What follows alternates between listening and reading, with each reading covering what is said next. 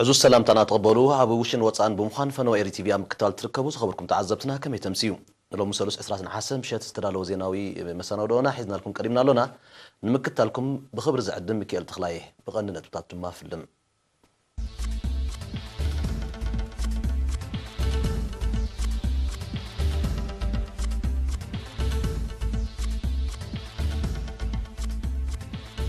أبدا لك تاريخاون سنتتاون تسقاتات نمللاي دهساس تخايدو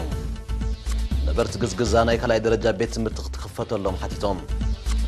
نفستيفال إيرتراخ تشن 19 ناي تحسو فلينت كم درخبولو نغاديان حبيرهم اب سودان مستغست حدقاتات على غلق بوحدو 46 سبات مويتهم امريكا ابعل هواوه اصنيحاتو صنحت حنقوتات اون زيفاتهم امريكا ماكلاي الحفاظ ونشف كروز ميسايل فتينا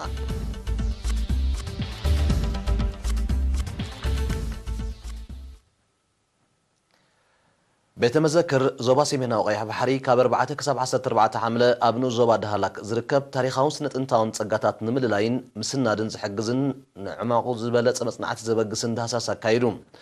بزعب علامه وصيتنا يزيد دهساساو مصنعتي وكيل إيرينا إبراهيم عمر زدالو صبصابالو ارسي ماسبرم كتوربيا بيت مذكر زوبا سيميناو قيح بحري ابنو زوبا دهلاك زركب تاريخاون سنه انتاون صقاتات نمللاي نمسنادن زحجز افنا ودهساس اكايدوم علاماتي اب بحرن مريتن زتخايد دهساس ابتنو زوبا زركب تاريخاوي بوتاتاتن طنطاوي اسراتن بمدنساس كمون مس عبيت عدنا محدرتن بمرخاب نمسنادون نمعقابون زحجز بايتان مفتاريم اب ليليا زوتوكوري نيرو ليليا خنبل كلنا تحمرتنا ليليا كوم ويكا كوم زسورتيو كوم زسورتو مزخون تساتفنت نايت كوميونيتي ويكا نايت حبرتسب ابال نايت حبرتسب مزفلو عوتن وصيتاون يخون مالت كوم سلا زخانه دما مستفالاليو عبيت عدي انا برت عدي ام حدرتي كبابيتات ورازوت نايت عدي تفالالي اخيباتاتن زتتاتن مياتن بتوساون بزعبا زلونا ورشاتات بفلاي تاريخاويان يكونوا جبوت ورشاتات انتهى يمثل بزعبهم كافيلاوي زتن زربن اكايدنا مالتيو بزعباتي ابت كبابيهم دفولطو وي زلليو وي كالو زبلو اسرات بزعبو ميت اكايدنا زتينا بمقصالون بزعبا اغباب اتعاقبان املاختا نايتهم او زلو ورشاتاتون بزت اكايدنا مالتيو تي تاريخاوي ጥንታዊ ቦታታት ቅድሚ ሂጂ ሌላ ስለ ዘይገበርናሉ ሌላ ጌርና ንዛዓሞቀ መጽናዕቲ ንኩኡታ መደብ ንምግባር ተባሂሉ ዝተገበረ ደሴት ጀሚርና በደሴት ጸሊምን ጻዕዳን አሳርካ ሹማሃ ናኩራ ጀምሂለ ድርቡሸት ዳህላክ ከቢር ጥንታዊን ታሪካዊን ቦታታትና በጽና መጽና ማለት ትመጽናዕት በሰለስተ አይነት ተካሂዱ በአጋር በጀላቡ ከሙን በመካይን ሀገርናው እቲ ስራሃ ለሐረር በሐፈሽ ወሪሃው አዚዩ እውት ዝሆነ ስራ አሚምና መጽና ከባህሊካል ምክንያቱ እዚም ኩሎም በጽናም ዝመጻና ደሴታት ኣብ ውሽጠን ዘለውን እቁር ሀብቲ ማለት ተም ጥንታውያን ታሪካውያን ቅርስታት ከነለለይ ባይታ ከፊቱን ላይ ማለት ابتداسات زتساتفو موياويان نيرينا ابزهابو حبريتا قدم حجي ابتنو زوبا زتخايده سفيح شفن زلو دهاسات سلا زينبره بزعبو زفلط حبريتا زيدروتن وحدن كم زخونه بمتقاس اتوفرين تاقدمو زيتبصح بوتاتات نمسنادن هلو كنتات قرستاتن تاريخاوي بوتاتاتن نمفلاطن حقا زخم زنبره امصان زكايد عمق زبل مصنعتا دما مبغسك خون كم زخل اغنزيبام اتم كيلاتات اسعيبم ابتنو زوبا بحفشا ابدسيد دهلا كبير كاب فلاي زتخايده دهساس عوتا برس منبارو بزعباتي ابز تفلالي موكسيتات زتقس مريتاون تحت بحراون صقاتات بهلاو ورشاتات نزنبر حبريتا ذهبتم كم زخون صنعمنتم كليصام دهلا كمت نفولطو كاب دحري مفراس نكسنت اكسوم بفلاي كادحري مفراس سلطان ناي ادوليس ابز خبابينا زمص سلطانه ناي دهلاك سلطانه مالتيو بوحدسي بعلاقات تراي اب يونسكو سفر زخلي ازي بزح ولا خنقصرو كو تزيكالنا بوحد لعل 500 زخون علاقات አለው እዚ ሕጂ ሓደ ማግኒፊሰንት ወይ ኣዝዩ ኣደናቂ ናይ ደቂ ሰባት ስራሕ ማለት እዩ ድሕሪ ምፍራስ ኣድሊስ ዝውክል ሰፈራታት ኣሎ ናይ ሚድል ኤጅ ወይ ነቲ ናይ ንብሎ ዘለና ናይቲ ኣብ ግዜ መግዛእታት ናይ ኤርትራ ዝነበረ ሰፈራታት ንዑ ዝውክል ኣሎ ስለዚ ኣብ ዝተፈላለየ ግዜ ዝነበሩ ስልጣኔታት ዝውክል ሰፈራታት ኣሎ ስለዚ ኣዝዩ ብዙሕ ፖቴንሻል መቃብራት ኣሎ ብኮፊክ ዝተጻሕፈ ብዛዕባቶም ተቐማጦ እንታይ ዓይነት ሶሻል ስታተስ ነይሮም ዝኩሉ ዝገልጽ ጽሑፋት ዘሎ ኣዝዩ ብዙሕ ናይ መቃብራት ኣእማን ኣሎ ስለዚ ኣዝዩ ብዙሕ ፖቴንሻል ወይ ኣዝዩ ብዙሕ ጸጋታት ዘሎ ኣብ ታሪኻውን ስነ-ጥንታውን መዳይ ማለት ዳህላክ በዚ ዝገበርናዮ ዳህሳስ ብቐሊል ክትዕዘቦ ትኽእል ማለት እዩ ግዜን ስፍሓት ቦታ ናብ ግምት ብምእታው ኣብ ደሴታት ዓሳክርን ሹምሃን ሙሉእ ሸፈነ ዝነበሮ ዳህሳስ ከም ዘካየዱ ዝጠቐሱ ሞያውያን بعبيت عدد دسيتات دسي ناخرا دحل كمون من محدارات كباب الجمهيلة دهلا كبيرا دربشتن إنها تمنحو نايد هساسن سندان نتفتات كم زكايدو أفلوط نبرت دما لعلة تسبيتهم كوين 5 أنحم أبريهام كم ما كلت أمته نيستفعل لا يوزعتني تاتنعتو كوين تسانيحين سلازيك منات إنت بوزو حفلوط أصل زينا بورم انت يقبر اللون أشتوبلون يا منيرو دحرنات إنت قن بستخايرة قوسكو ساعات محدار كباب ديو بملكتهم أكالات ديو تأفلطوا عزي بريخ يصنيحنا لعلينا يفلطوا صنيحوا كنت زرعناهم ولا عفت استجبر دهساسي الصوم يوم تنقرستات مريحهم زرقينا زنبرس اتهزبي قرب اتشجرا منتا يندحريلنا زوا دهلاك قلل زبالت كباب خمخانو متن دسيت كمخانو متن اتكونات عير زي حجز كمخانو متن اتكرهم زدليو حدا خفت حزب وسينا مالتي خفت حزب زرع زفلط نجار كوين خفت حزبس اتكري وحده خمزلو يتقدم عايز متصريته تتخيل تقدمتي قدادي ما تقبر زلوا كحصر مصنعت دي تلليا دي تغبو سنفلط اتاوي مدرخات ككايدلو كافت حزب متصريته زي مسل نيرو مالتي حلافነት كان كلنا اسكمنا له مالتي ወይ ብንጹር عن حلافነት اسكمو ወይ ካመጽኹም حلافነት ተሰከሙ ዝምልከቱ አካል መጽ حلافነት ተሰከም ባህልቲዮም ማለት نزعموك مصنعته باب زكفت ስለዝሆነ ነዚ መጽ እንታይ ክንገብር ከምንክል ባይታ ከፊቱልና ኣሎ ማለቲ ተም ነዚ በጻይናዮም ደስታቱን ዳሳስ ክግበር ከም ዘለዎን እድል ከፊቱልና ኣሎ አባላት ዞባው ቤተ መዘክር ሰሜናዊ ቀይሕ ባሕሪ ኣብ መወዳእታ ኣብቲ ምስ ዓበይቲ ዓዲ ዘካየዱ ርክባት እቲ ታሪኻውን ስነ-ጥንታውን ከባቢ ምስቲ ዘለዎ ራሕቅን ክሊማን ኣተኩሮ ይጎድሎ ምህላው ከምኡውን ንምዕቃቡ ቅልጡፍን ዕቱብን ስጉምቲ ክውሰድ ከም ዝግባእ ክግንዘቡ ከም ዝኽኣሉ ኣነፂሮም ትግዝግዛን ዞባ ሓመልማሎ ኣብ ከባቢኦም ናይ ከላይ ደረጃ ቤት ትምህርቲ ዘይምህላው ጥንቂ ምቁራጽ ደቆም ካብ ማእዲ ትምህርቲ ይኸውን ስለዘሎ ናይ ከላይ ደረጃ ትምህርቲ ክፈተሎም ተማሕጺኖም ንገስጋስ ትምህርቲ ኣብቲ ከባቢ ብዝምልከት ብ18 ሓሳብ ዝተኻየደ ዘተ እቶም ነበርቲ ዝተዋደደሎም ኣገልግሎት ትምህርቲ ካብ መባእታ ክሳብ ማእከላይ ደረጃ ቀረብ ጽሩይ ሲስተማይ ትካል ጥዕናን ኣገልግሎት መጓዓዝያን ኣብ ርግኣት መነባብሮም ዓብዪ ኣስተዋጽኦ ከም ዝገበረ ብምሕባር ኣብ ቀረበኦም ካልኣይ ደረጃ ቤት ትምህርቲ ብዘይምህላዋ ግን ደቆም ብሓፈሻ ደቂ ኣንስትዮ ድማ ብፍላይ ትምህርቶም ከቋርጹ ይግደዱ ከም ስለዘለዉ እቲ ጉዳይ ዕቱብ ቆርሓታ ክወሃቦ ተላብዮም أبو منبر كوميتي بيت تمرت مبعتان مأكلين درجة جزجزات وإدريس محمد نور عثمان أم حداري كبابي جزجزات ومحمد إدريس محمدن بقدهم أب تمرت زلهم دليتات نخي قطع دقوم أب كبابي يوم لايك على درجات تمرت غطس للو بيتا كفتر أزخ خيرهم أم حدار زوب عن سبات وعلي محمد راب ذهب وقال تساطف ندك أن سياب مادة تمرتي نخعبين قاعد حبرة السب كبل كم زاد اللي تغيسو تقول داي فتحنا خركب مثل ملكتهم أكلات كزرب ولا مخان قليتهم أبنو زوب حمل مالو كاب كلمة تمرتي كساب كلاي درجة زمهرة 32 تكالات تمرتي أبنو طفا قلدلوت يركبا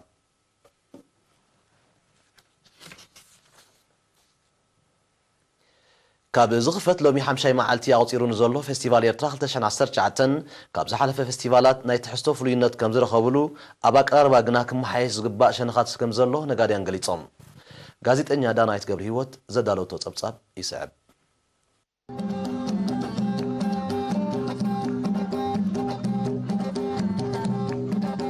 ኣብ ፌስቲቫል ኤርትራ 2019 ቀሪቡ ዘሎ ትሕዝቶ ካብ ናይ ዝሓለፈ ዓመታት ፍሉይነት ከም ዝረኸብሉ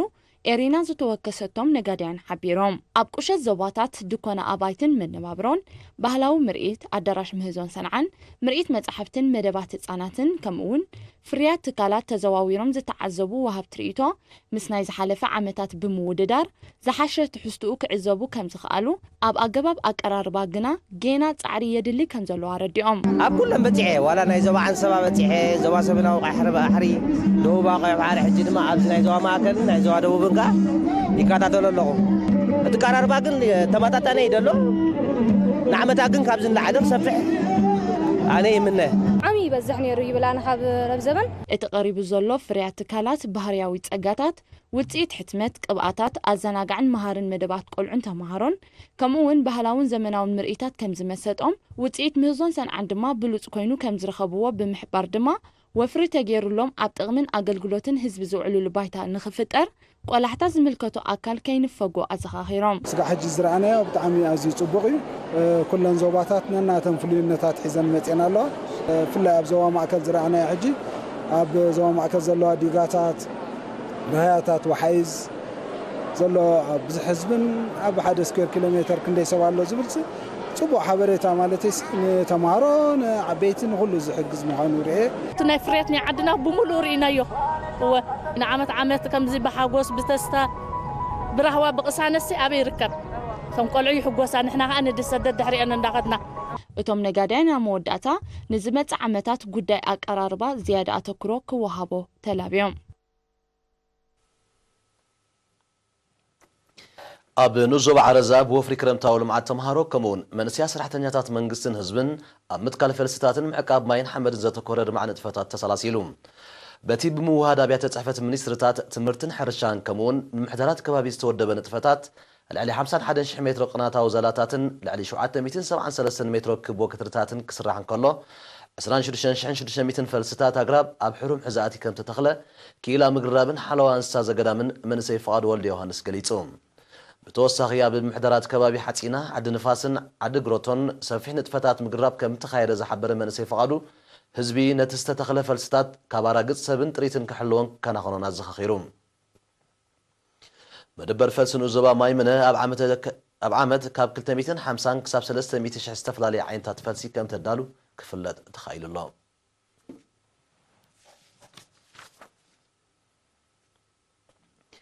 ኣብ ንዞባ ፍዓበት ኮምሰረቱ ተሃድሶ ስንኩላን ንምሕያል ዝዘተ ይርከብ ብ18 ነሓሰ ተኻይዱ ኣብ ማሕደረ ንዞባ ፍዓበት ኣቶ ኣሕመድ መሐመድ ኑር ረጅብ ኣብ ዘስምዖ ቃል ኣብ ኮሚተ ኮምሰረቱ ተሃድሶ ስንኩላን ዝተገበረ ደግመ ምውዳብ ናይ ስራሕ ዝምድናታት ብምድንፋዕ ብውህደት ንምስራሕ ዝሕግዝ ምዃኑ ሓቢሩ ኣብ ዞባ ሰሜናዊ ቀይሕ ባሕሪ ሓላፊ ኣሃዱ ማሕበራዊ ድሕነት ኣቶ እስማዒል ዑስማን ብወገኑ ኣብ 1994 ዝተጀመረ መደብ ኮምሰረቱ ተሃድሶ ስንኩላን ኣብ መነባብሮ ስንኩላን ርኡይ ለውጢ ከም ዘምፀአ ብምጥቃስ ኣብዚ ሓድሽ ኣወዳድባ እቲ መደብ ንኣደጋውያን እውን ዘጠቓልል ኮይኑ ከም ዘሎ ገሊጹ ተሳተፍቱም ወገኖም ዘለዉ ሕፅረታት ንምፍታሕ ዝሕግዝ ናይ ሓባር ስራሕ ዘማዕበል ከምኡውን ቁፅሪ ስንኩላንን ኣደጋውያንን ንምፍላጥ ኣብ ነፍሲ ወከፍ ምምሕዳር ከባቢ ክካየድ ዘለዎ ፃዕሪ ዝምልከት ርእቶታት ኣቕሪቦም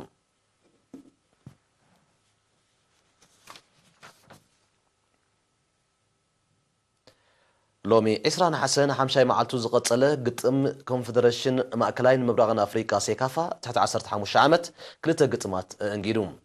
ካብ ሰዓት 2 ድሕሪ ቀትሪ ኣብ ዝቐፀለ ግጥማት ፈለማ ዝተጋጠማ ሃገራውያን ጋንታታት ኬንያን ብሩንድን እየን ድሕሪ ናይ 70 ደቓይቕ ፀወታ ድማ ሓደ ብሓደ ተፈላለየን ሃገራውያን ጋንታታት ኤርትራን ሱዳንን ኣብ ዘካየደኦ ግጥም ድማ ኤርትራ ናይ 6 በባዶ ገፊሕ ዓወታ መዝጊባ ሃገራዊት ጋንታ ኤርትራ ኣብቲ ኣንጻር ሃገራዊት ጋንታ ብሩንዲ ዘካየደቶ ፈላሚ ፀወታ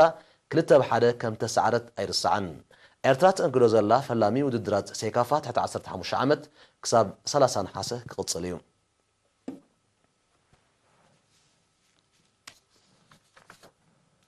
ዝኸበርኩም ተኸታተልትና ዝስዕብ ዜናታት ሃገራት ወፃኢ ምሳና ጽንሑ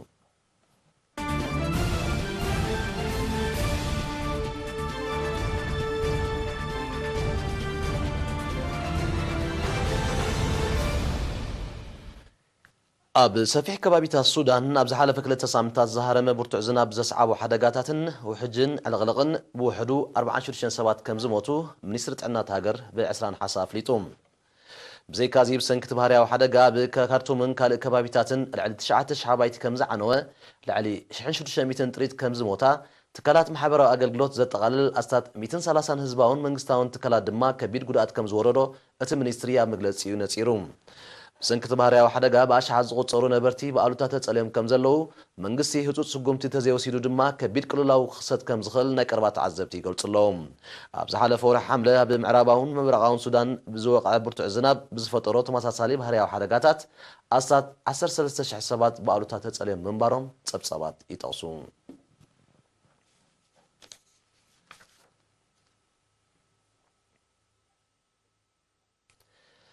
ምምሕዳር ፕሬዚደንት ትራምፕ ግዙፍ ቻይናዊ ትካል ምዕባል ቴክኖሎጂ መራኸቢታትን ዘመናውያን ተንቀሳቐስቲ ቴሌፎናትን ህዋወ ጸጥታዊ ስጋት ዝፈጥር ብምዃኑ ብምግላጽ ኣብ ዝሓለፈ ወርሒ ግንቦት ኣብ ልዕሊ ትካል ካብ ዘጽንዖም ሓነቆታት ንገለ ክፋሉን ተወሳኺ 3 ኣዋርሒ ተወዚፉ ክጸንሕ ከም ዝወሰነ ብ19 ሓሳብ ኣፍሊጡ ቤት ጽሕፈት ንግዲ ኣሜሪካ ብዘውፅኦ መግለጺ ተስጉምቲ ኣብ ልዕሊ ዜጋታት ሃገር ብሓፈሻ ኣብ ርሑቕ ከባቢታት ኣብ ልዕሊ ዝነብሩ ተጠቀምቲ ኣገልግሎት ህዋወ ድማ ብፍላይ ክስዕብ ንዝኽእል ሃስያ ንምንካይ ተባሂሉ ዝተወስደ ምዃኑ ኣብርዩ ምምሕዳር ዋሽንግተን ኣብ ወርሒ ግንቦት እውን ገለ ክፋልቲ መሓነቆታት ን9 መዓልታት ክውንዘፍ ስጉምቲ ወሲዱ እኳ እንተነበረ እቲ ግዙፍ ቻይናዊ ትካል ግን ፍርያት ኣሜሪካ ዝኾነ ቴክኖሎጂ ክዕድግ ካብ ቤት ጽሕፈት ንግዲ ፍሉይ ፍቓድ ክረክብ ገና ይሓትት ከም ዘሎ እዩ ዝግለጽ ቤት ጽሕፈት ንግዲ ኣሜሪካ ብዛዕባ እቲ ዝተወስደ ስጉምቲ ኣብ ዘውፅኦ መግለጺ ምስቲ ትካል ካብቲ ዝተወንዘፈ ንግዳዊ ፍቓድ ወፃኢ ንግዳዊ ሽርክነት ዘለዎን ዘቤታውያን ይኹና ንግዳውያን ትካላት ኣደዳ እገዳን ሕጋዊ ተሓታትነትን ከም ዝኾነ ኣነጺሩ ኣሎ እቲ ቤት ጽሕፈት ብዘይካዚ ጨናፍር ህዋወ ምዃነን ዝገለጸን ኣብ ዝተፈላለየ ንጥፈታት ዝተዋፈራ ልዕሊ 3 ትካላት ኣብ መዝገብቲ መሓነቆታት ኣስፊርዎን ኣሎ ህዋወ ትማሊ 19 ሓሳብ ዘውፅኦ መግለጺ ምምሕዳር ፕሬዚደንት ትራምፕ ንገለ ክፋልቲ ኣብ ልዕሊኡ ኣጽኒዕዎ ዝጸንሐ መሓነቆታት ከወንዝፎ ምውሳኑ እቲ ምምሕዳር ዝወሰዶ ስጉምቲ ብቐንዱ ካብ ፖለቲካዊ ድፊት ዝነቐለ ምንባሩ ዘነጽር ከም ዝኾነ ብምጥቃስ እቲ መሓነቆታት ጠቕሊሉ ክለዓል ጸዊዑ መንግስቲ ቻይና ብወገኑ ኣሜሪካን ህዋወ ወሲኽካ ኣብ ልዕሊ ኩባንያታት ትካላትን ኣውፈርትን ሃገሩ ዘካይዶ ዘሎ ብመርትዖ ዘይተደገፈ ምጽላም ከቋርጾ ብምጽዋዕ ኣብ ልዕሊ ትካላት ቻይና ቁኑዕ ኣጠማምታ ክህልዎ ጸዊዑ ሓደ ካብ ዓበይቲ ትካላት መፍረት ቴክኖሎጂ መራኸቢታትን ተንቀሳቐስቲ ቴሌፎናትን ቻይና ዝኾነ ህዋወ ቀንዲ መሳርሒ ትካላት ጸጥታ ቻይና ምዃኑ ብዝኸስስ ምምሕዳር ፕሬዚደንት ትራምፕ እቲ ትካል ካብ ቀንዲ ጠንቅታት ናይቲ ኣብ መንጎ ክልቲአን ሃገራት ተፈጢሩ ዘሎ ንግዳዊ ምትፍናን ምዃኑ እዩ ዝግለጽ እንተኾነ ግን መንግስቲ ቻይና ኩባንያ ህዋወ ኣብ ምዕባል ቴክኖሎጂ ዝነጥፍ ብሕታዊ ትካል ምዃኑ ብምንጻር ምምሕዳር ዋሽንግተን ኣብ ልዕሊ እቲ ትካል ዝወስዶ ዘሎ ስጉምቲ ቁጠባ ሃገሩ ካብ ምህሳይ ሓሊፉ ካልእ ዕላማ ከም ዘይብሉ እዩ ዝወቅስ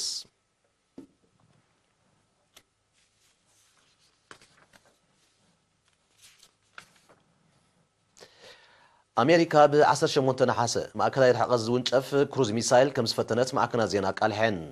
እቲ ካብ ከባቢ ካሊፎርኒያ ዝተፈተነ 500 ኪሎ ሜትር ዝውንጨፍ ሚሳይል ዕላምኡ ብግቡእ ከም ዝወቕዐ ሰበስልጣን ክፍሊ ምክልኻል ኣሜሪካ ገሊጾም ኣሜሪካ ካብቲ ምዕባል ናይ ማእከላይ ርሕቀት ሚሳይል ዝኽልከል ቅድሚ 30 ዓመታት ምስ ሩስያ ዝኣተወቶ ስምምዕ ብወቅዕ ድሕሪ ምስሓባ ትማሊ ንፈለማ እዋን ፈተነ ክሩዝ ሚሳይል ከም ዘካየደት ምንጭታት ይሕብሩ روسيا نتبع أمريكا استخير حدش فتنة مثال بترخون ناتولا مغتل منستر قديات وصي روسيا سيرجي رياكوف نزل أمريكا تودم لوميا بذهب مجلسي أمريكا فتنة ما أكلها يرحق زونج أف كروز مثال بمكياد حيا الله جراو تادرا ووتري كم فترة وقيسوم اتي أبوانز حلقينات أبشعنش عتا 280 شوعتن ببريزيدنت رونالد ريغانن روسيا ومزنو ميخائيل غورباتشوفن استخدت موعل كلتين هاجرات كاب 500 كساب 500 كيلومتر زونجف ميسايل كيما عبلا زغل كلينيروم محدار بريزيدنت دونالد ترامب روسيا نتسمم كم استحسوتو بمتقاس أب مجمريا نايزي ورحزي كاب تسمم وقع كم السحابة الزكاريوم بزيد ما بمنكو كلتين هاجرات وددر من عبال استراغات صور كسعب كم زغل تنتنت بوليتيكا يمتون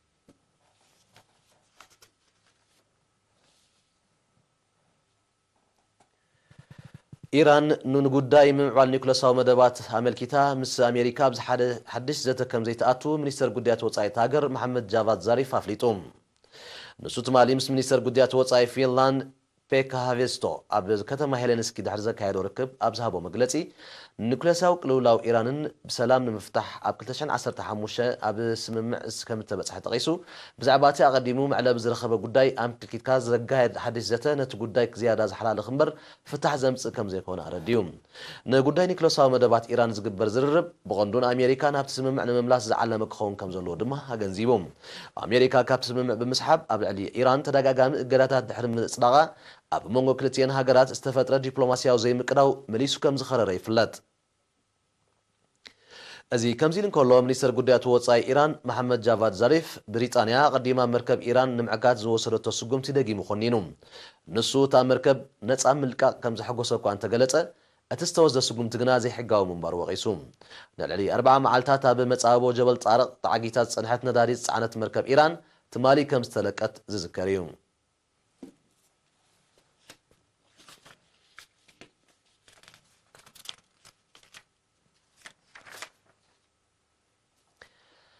ፕሬዚደንታት ፈረንሳን ሩስያን ትማሊ ብዛዕባ ጉዳይ ዩክሬን ከም ተዘራረቡ ተገሊጹ ኣብቲ ኣብ ፈረንሳ ዝተኻየደ ርክብ ፕሬዚደንት ቭላድሚር ፑቲን ኣብ መንጎ ሃገሩን ዩክሬንን ተፈጢሩ ዘሎ ኩነታት ሰላማዊ ፍታሕ ክረክብ ዘለዎ ድሌት ከም ዝገለጸ ተፈሊጡ ምስ ሓድሽ ፕሬዚደንት ዩክሬን ቭላድሚር ዘለንስኪ ናይ ቴሌፎን ርክብ ከም ዘካየደን እቲ ርክብ እወታዊ ምንባሩን ድማ ሓቢሩ ኣብ መንጎ ሩስያን ዩክሬንን ተኸሲቱ ንዝጸንሐ ዘይምቅዳው ምስ ምምጻእ ፕሬዚደንት ዘለንስኪ ናብ ስልጣን ክሃድግ ከም ዝኽእል ተንተንቲ ፖለቲካት ከባቢ ክገልጹ ጸኒሖም እዮም እዚ ከምዚ ኢሉ እንከሎ ፕሬዚደንት ኢማኑኤል ማክሮን ቭላድሚር ፑቲንን ብዛዕባ ጉዳይ ኢራንን ሶርያን ከም ተዘራረቡ እውን ተሓቢሩ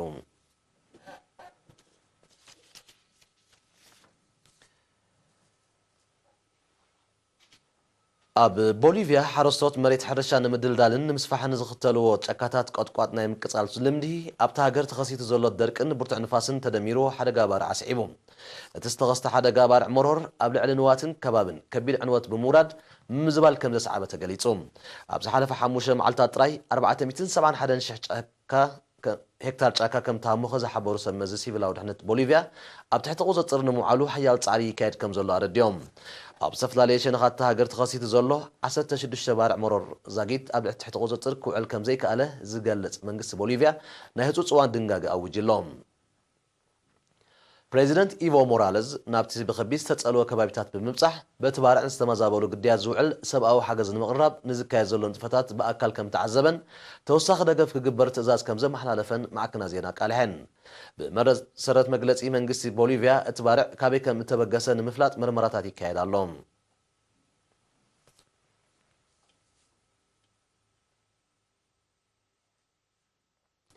زخبركم تعذبتنا نايس عزيناتات أبزازي ملخو مسترفو مرباتنا حرقكم نخلاتنا سلام